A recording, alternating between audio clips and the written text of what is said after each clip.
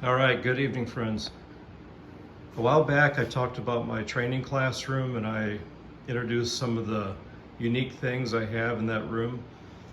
And I mentioned that night, or in that video, about my odor detection wall. I said I would do a separate video on that. Well, this is that video. So, as far as the odor wall, one of the things I was trying to accomplish with this is I wanted something that I could use by myself. I didn't want something that would require somebody being on the other side of the wall, pushing a ball through or something like that. I wanted to be able to use it myself. And I can reward at source by tossing the ball over the dog's head if I'm using that method. I can also use a clicker or some type of marker, whether it's verbal or a clicker, and the dog can come off of the wall and come back to me for the reward. So there's a lot of freedom in that, of being able to do this by myself and be able to use different methods. Now, I'm sure you've seen the ones with the PVC that comes through the wall and different things like that. And of course, there's also the Dutch boxes, which I've used a lot in the past, where you set up a wall and you have distractors. Well, this kind of accomplishes all of that, and like I said, very independent. So what I have is electrical conduit, the couplers for that. So I got one on the back side of the wood, one on the front side. And you can see here when I get this camera down in view, that's basically like a spigot where the odor is going to come from. So as far as the back of it, here's what I have. So again, those are electrical conduit couplers, and that's essentially what I have right here, is for electrical conduit. And I've got the right size to mate with the coupler. And the top of it is plugged off. I use different methods depending on which container I actually have. I have a number of different sources, target odors, and I also have a number of distractors, because it's very important that we don't just have one of these holes plugged up, because that's an obvious clue for the dog that, hey, this spigot is plugged up, so this is obviously where the odor's at. And I don't want that. So I have other conduit junction boxes and stuff that have dog food, shredded tennis ball, stuff like that, whatever I could get in there. And that way I could plug up multiples of these as a distractor. As far as odor transfer, it's really not that bad, because I don't leave these plugged in for long. It's not like I leave them in here permanently or anything like that. I can wipe off and clean the ends of it if I really need to. And I kind of let the dog's nose do the kind of the proof.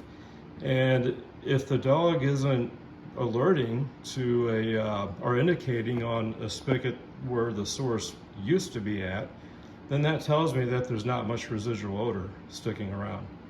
So anyway, it just kind of in a nutshell, that's what I have, and it works really well. I have some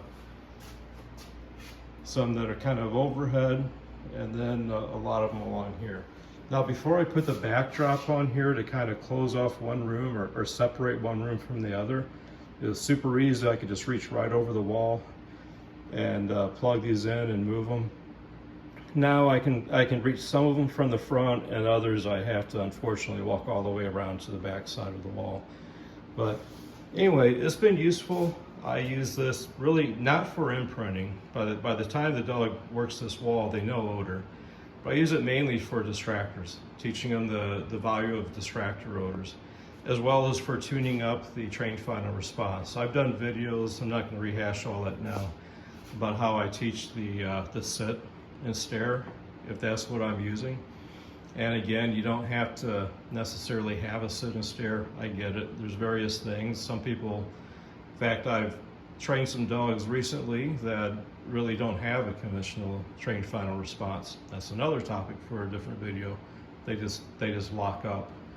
But anyway, it's great for training the trained final response. I can, most of these are about the right height for the dog to go into a natural sit position. And then I could just mark that and And that's kind of it in a nutshell there. So anyway, let's move on here. So this is nothing unique. These are cans like you have in the common odor recognition test.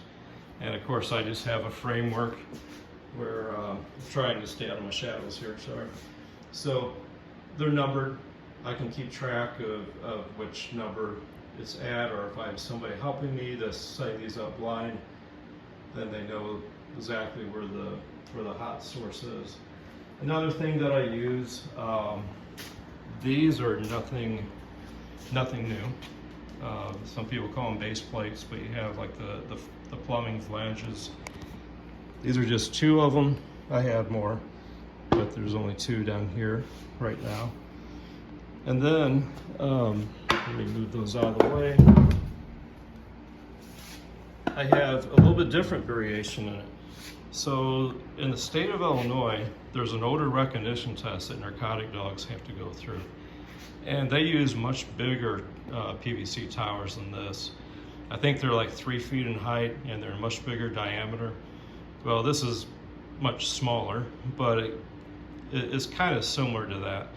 And it works good. You could put, especially if you want to put a large source in there. I have holes up by the very top there drilled in. The bottom is just a flange, so very much like the other base plates I just showed you. But this is another source that I use. So again, got a couple different things here, and I don't use these for imprinting necessarily, but when I get just past the imprinting stage, that's where I do use them. Great for distractor odors, great for setting up a trained final response, and just some tools that we use here. So anyway, please like and subscribe if you like the video, and thanks for checking this out.